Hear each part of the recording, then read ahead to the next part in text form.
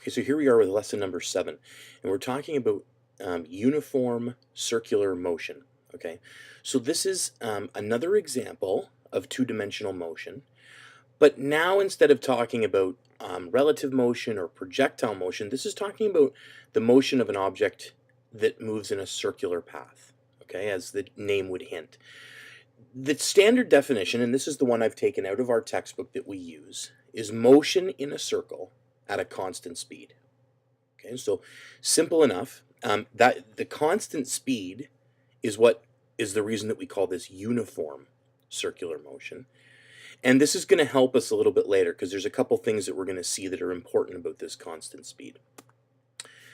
So one of the things that we can infer, because it's traveling in a circle, is that the object's the direction that the object is traveling, so the direction of its velocity, is always changing because it's always moving in a circular motion, which means its direction is always changing, which means that it is accelerating. So even though it's traveling at a uniform or a constant speed, the object is accelerating because its direction is changing.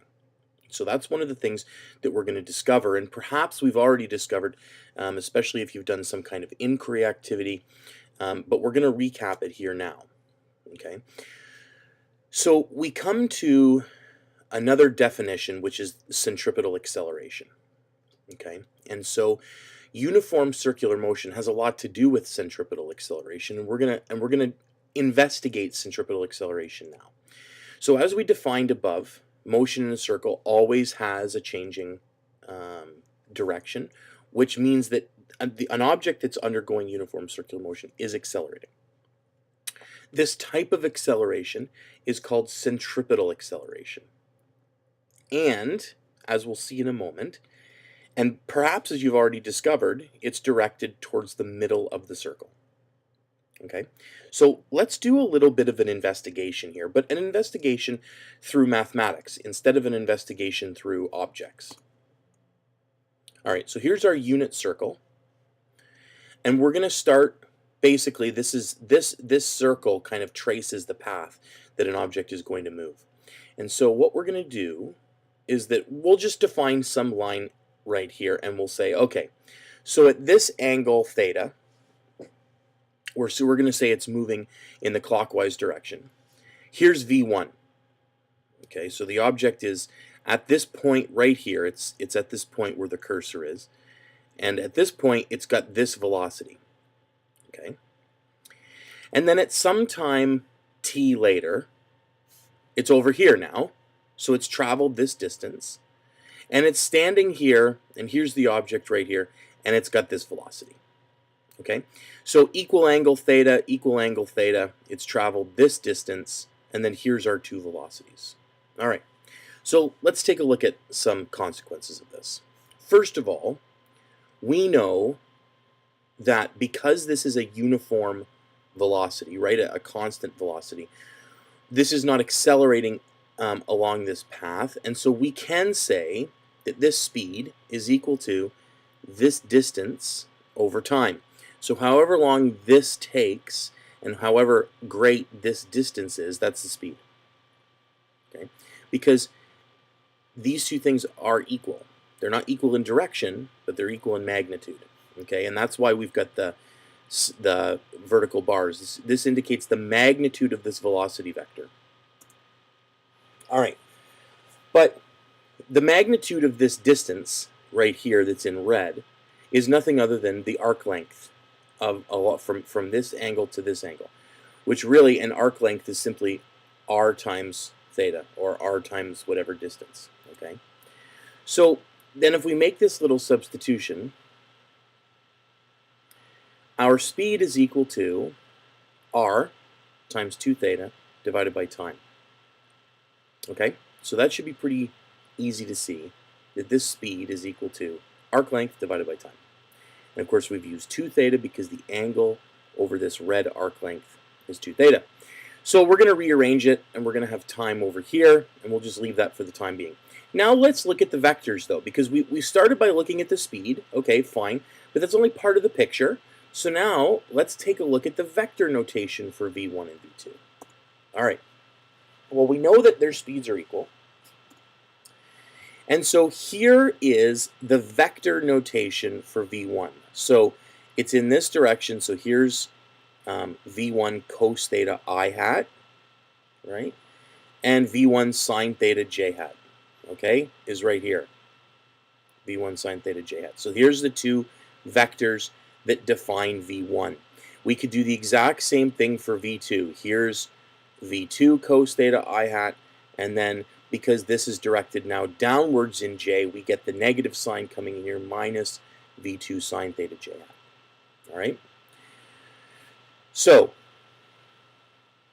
with that being said, let's substitute those two relationships for V1 and V2 into equation number one, kinematics equation number one, which basically relates V1 and V2 and time and gives us the acceleration. Okay? So here it is. Here's V2, here's V1, and here's time.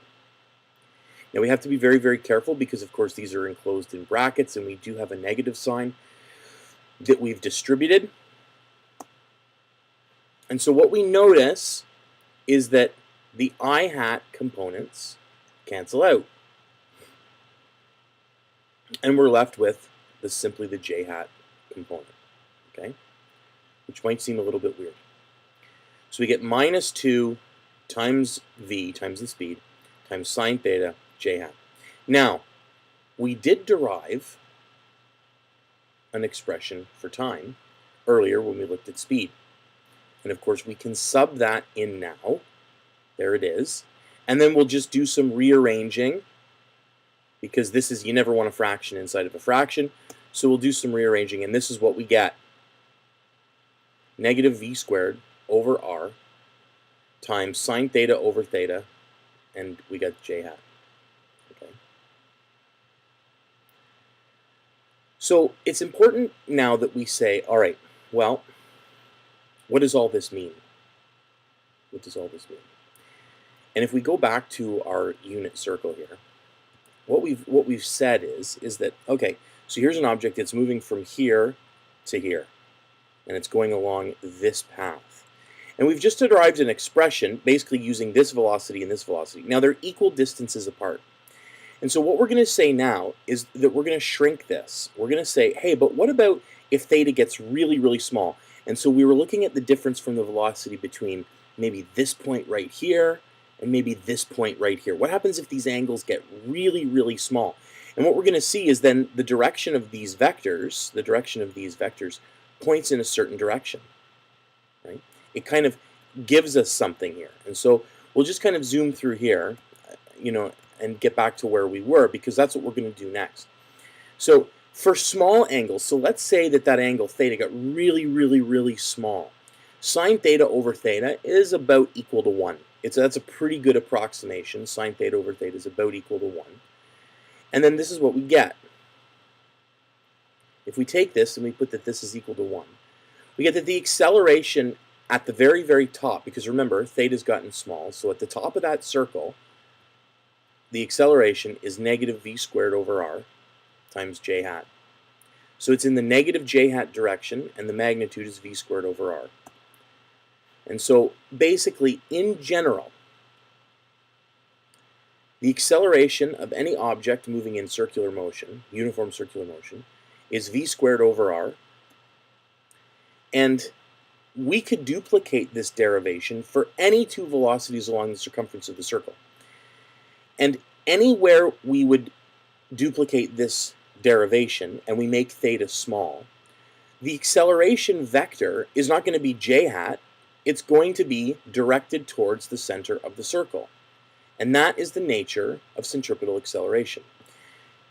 When an object is moving in a circle, its acceleration is always directed towards the center. Okay? What we can also do, and this right here, if you're going to take something away from this is like the learning goal right here.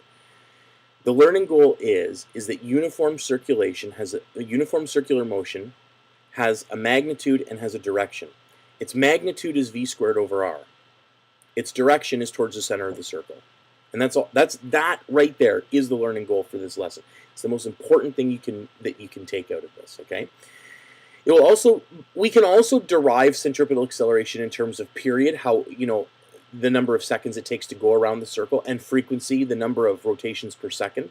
So we can do this. This derivation isn't as important. If you're interested in it, you can certainly do it, right? So circumference is equal to 2 pi r, right? And the time for one rotation is period, right? So the velocity is 2 pi r over capital T. And so if I just sub this in, instead of writing velocity, I can sub in what I'm going to get for velocity, which is 2 pi r over t. And then here, this is what pops out. So in terms of the period going around this circle, here's acceleration. And of course, we know that period is simply 1 over f, 1 over the frequency. So then here's our relationship for the frequency. And these little equations will be helpful when you have other stuff to do, when you've got other little things that you need to solve. What, like, for example, when it says, what's the period of motion? Anyways, there it is. That's kind of the deal. Let's take a look at an example. All right, so a race car enters a circular curve of radius 30 meters at a constant speed of 25 meters per second. Determine the car's centripetal acceleration. Well, I'm giving you the radius, I'm giving you the speed. This isn't a very daunting task. Determine its centripetal acceleration. There it is. That's what we've been given. We're trying to find A. So we know the magnitude of this acceleration is going to be v squared over r. We also know the direction of the acceleration. So here it is, 25 squared over 30. And when I solve for this, I get 20.8 meters per second squared. And I always know that centripetal acceleration is towards the center of the circle. So that's what I'm going to put in my brackets here, towards the center of the circle.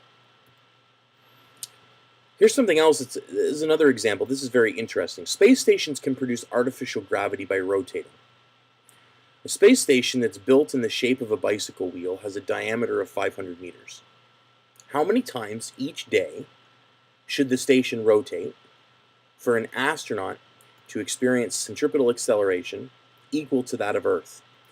So this whole space station is going to rotate, okay? It's going to rotate over and over and over again. And we're going to experience a centripetal acceleration, right?